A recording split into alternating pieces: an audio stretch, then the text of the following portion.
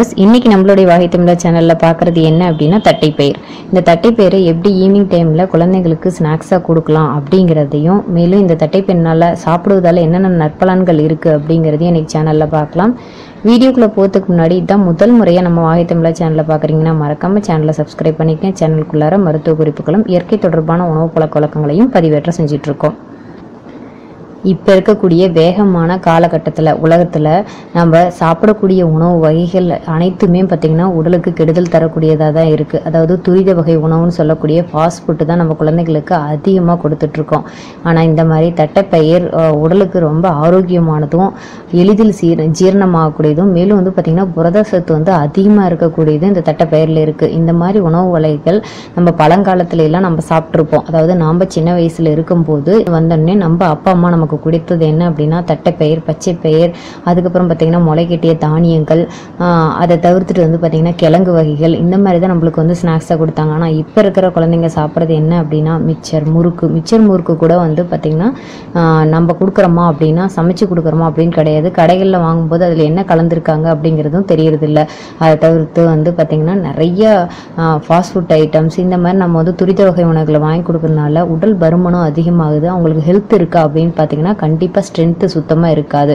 ரொம்ப சோர்வாயிருவாங்க. கொஞ்ச நேரம் சில வேலைகளை செஞ்சாவே அவங்க வந்து சோர்வாயிருவாங்க. கொஞ்ச நேரம் படித்தாவே சோர்வாயிருவாங்க.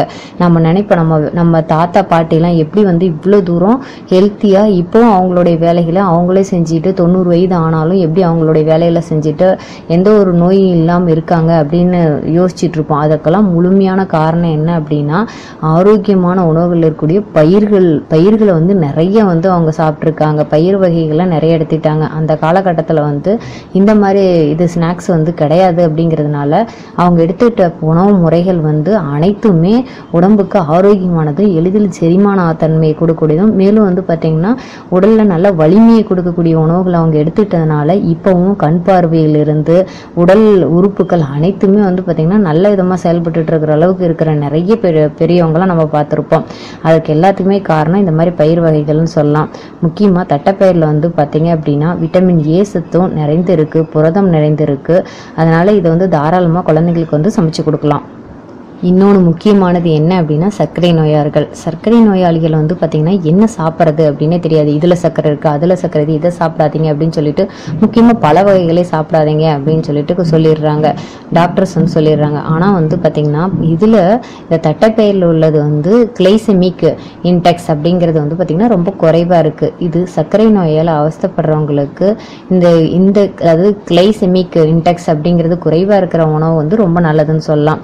அது காரணம் என்ன அப்படின்னா இந்த மாதிரி உணவு ரத்தத்தில் உள்ள சர்க்கரையின் அளவு வந்து இயல்பாக வச்சுக்கிறதுக்கு உதவும். அதனால் சர்க்கரை நோயால் அவஸ்தைப்படுறவங்களும் இந்த தட்டைப்பயிர் உணவு வந்து எடுத்துக்கலாம். வாங்க இதை எப்படி செய்யலாம் அப்படிங்கிறத பார்க்கலாம். இப்போ நீங்கள் பார்த்துட்டு இருக்கீங்க இல்லையா, இதுதான் வந்து தட்டைப்பயிர் அப்படின்னு சொல்லுவாங்க. நிறைய பேருக்கு தெரிஞ்சிருக்கும், தெரியாதவங்களுக்காக இது பாருங்கள் இந்த மாதிரி தான் இருக்கும். இது வந்து வெள்ளை கலர் தட்டைப்பயிர்னு சொல்லலாம், அதாவது ஒயிட் தட்டைப்பயிர்னு சொல்லலாம். இதில் வந்து நிறைய புரதம் இருக்குது. குழந்தைங்களுக்கு தாராளமாக ஈவினிங் டைமில் ஸ்நாக்ஸை சமைச்சு கொடுக்கலாம். இன்னொன்று வந்து பார்த்திங்கன்னா இதை சமைக்கிறது எளிது. ஏன்னா இப்போ வந்து இதெல்லாம் வந்து பார்த்திங்கன்னா ரொம்ப நேரம் ஊற வைக்கணும். சுண்டல் அந்த மாதிரி இதெல்லாம் ஒரு நாள் ஃபுல்லாக ஊற வச்சுட்டு அதுக்கப்புறம் தான் நைட் ஃபுல்லாக ஊற வச்சுட்டு சமைக்க முடியும், அதாவது வேக வைக்க முடியும், நல்லா வேகும். இதெல்லாம் வந்து ஒரு 10 நிமிடம் அந்த மாதிரி ஊற வச்சிங்கனாவே போதும். அதனால் நீங்கள் குழந்தைங்களுக்கு எளிதில் வந்து சமைச்சு கொடுத்துடலாம். இப்போ வந்து ஸ்கூல் டைமில் ஈவினிங் வரும்போது இந்த மாதிரி தண்ணி ஊற்றி நல்லா ஒரு 10 நிமிடம் வந்து ஊற வச்சுருங்க. ஊற வச்சுட்டு எதுவுமே ஊற வைக்கும்போது நல்லாயிருக்கும், அதனுடைய தன்மை வந்து சாஃப்டாயிரும். இப்போ இதை வந்து குக்கரில் போட்டு நல்லா வேக வச்சு எடுத்துக்கங்க. ஒரு 4 விசில் விட்டிங்கனாவே போதும். இந்த மாதிரி வேக வச்சு வடிகட்டி எடுத்து வச்சுருக்கேன் நான். ஒரு அதிகமாக விட தேவையில்லை விசில், ஏன்னா சீக்கிரம் வெந்துற தன்மை கொண்டது தான். 3 to 4 விசில் விட்டிங்கன்னா போதும். இப்போ கடாய் வச்சுட்டு கடுகு, அதுக்கப்புறம் பார்த்திங்கன்னா உளுந்து, கொஞ்சம் நீங்கள் பூண்டு கூட தட்டி சேர்க்கலாம். நான் இதில் சேர்க்கலை. நீங்கள் வந்து பூண்டு பல் வந்து தட்டி போட்டிங்கன்னா என்ன டேஸ்ட்டாக இருக்கும். பெரிய வெங்காயம் நிறையா போடுற அளவுக்கு நல்லா குழந்தைங்க வந்து விரும்பி சாப்பிடுவாங்க. கருவேப்பிலை, பெரிய வெங்காயம், பச்சை மிளகாய் எல்லாமே அதில் சேர்த்துருங்க. நல்லா ரொம்ப சுவையாக இருக்கும். நான் இப்போ கொஞ்சம் பெரிய சைஸாக தான் கட் பண்ணியிருக்கேன். வரமிளகாயும் சேர்த்துக்கலாம். பச்சை மிளகாய் சேர்த்தும் போது இன்னும் கொஞ்சம் டேஸ்ட்டு நல்லாயிருக்கும். வரமிளகாய் சேர்த்துருங்க. இது நல்லா வதங்கட்டும். ரொம்ப சிம்பிளான மெத்தடுங்க, ரொம்ப எளிதில் குழந்தைங்களுக்கு வந்து செஞ்சு கொடுத்துடலாம்.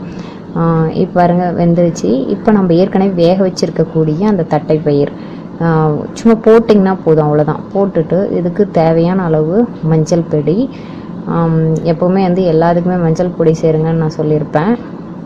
ஏற்கனவே வேக வைக்கும் போதே நம்ம உப்பு சேர்த்துருவோம், அதனால் இதுக்கு வந்து உப்பு சேர்க்கணும் அப்படிங்கிற அவசியம் இல்லை.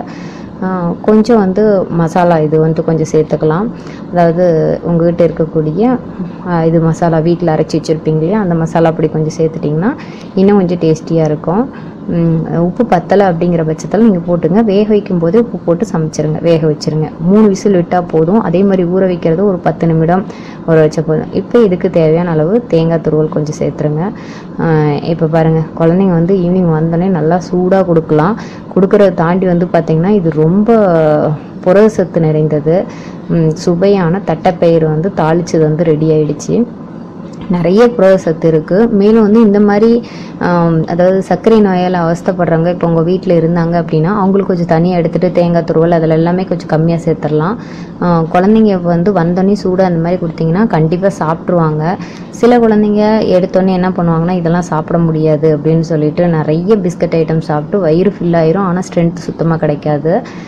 இதை ஒரு நாள் செஞ்சு கொடுத்து பாருங்கள் ஃப்ரெண்ட்ஸ். கண்டிப்பாக அது வந்து உங்களுக்கு பயனுள்ள தகவலாக தான் இருக்குன்னு நினைக்கிறேன். ஈவினிங் டைம் வந்தோடனே குழந்தைங்களுக்கு என்ன செஞ்சு கொடுக்குறது, நான் சுண்டல் இந்த மாதிரி ஊற வைக்க மறந்துட்டேன் அப்படிங்கிறவங்களுக்கு இது கண்டிப்பாக ஒரு நல்ல ஒரு தகவலாக இருக்குன்னு நினைக்கிறேன். இதை பயன்படுத்தி நம்ம என்ன பண்ணலாம் அப்படின்னா குழம்பும் நம்ம செய்யலாம். ஆனால் வந்து அதை வந்து நான் இதில் போடலை. கண்டிப்பாக இன்னொரு வீடியோ நான் அப்லோட் பண்ணுறேன். இந்த தகவல் உங்களுக்கு பயனுள்ளதாக இருக்குன்னு நம்பினீங்கன்னா மறக்காமல் உங்கள் ஃப்ரெண்ட்ஸ் கூடயும் ஃபேமிலி மெம்பர்ஸ் கூட ஷேர் பண்ணிக்கங்க. இந்த மாதிரி தகவல்களை தெரிஞ்சுக்கணும்னு நினச்சிங்கன்னா வாகை தமிழர் சேனலை சப்ஸ்கிரைப் பண்ணி வச்சுக்கோங்க.